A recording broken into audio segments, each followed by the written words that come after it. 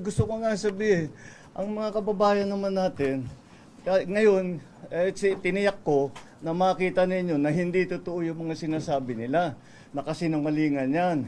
Kaya mula ngayon, yung mga taong yan na nagsabi sa inyo na may sakit ako, na baldado na ako, ha? Ngayon alam ninyo, puro sinungaling ng mga yan. Kaya't lahat ng sasabihin ng mga yan, kasinungalingan. Kaya't huwag nyo nang paniwalaan kung sino man yung mga yun. Now you know who the liars are and who is telling the truth. And once again, I think it's very, very easy and very clear that I'm in very, very good health. I just had my numbers are, I just had my regular blood test kasi nagpapaano ako ng vitamins and everything.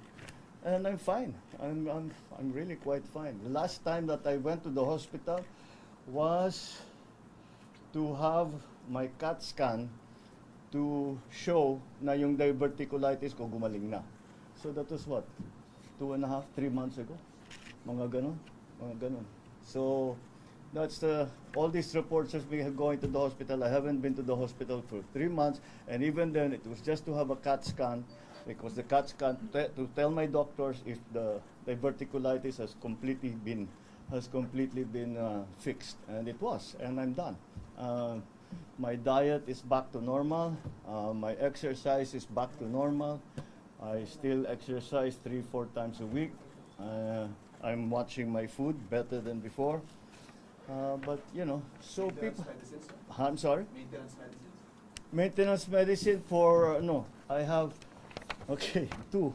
One for gout, which is lopurinol. Mga nasa lahi namin mga Ilocano magka-gout eh.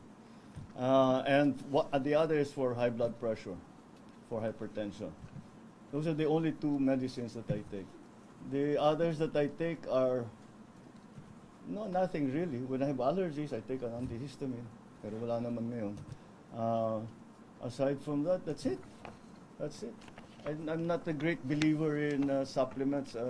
If you eat well and you exercise regularly and you get regular sleep, yun lang medyo kulang ako yung tulog. But otherwise, everything is normal. And I'm happy to say that I'm healthy. You want me to do more jumping jack? Army dozen. I can do the army dozen. Nag-army dozen ako kuminsan. All right. Anyway.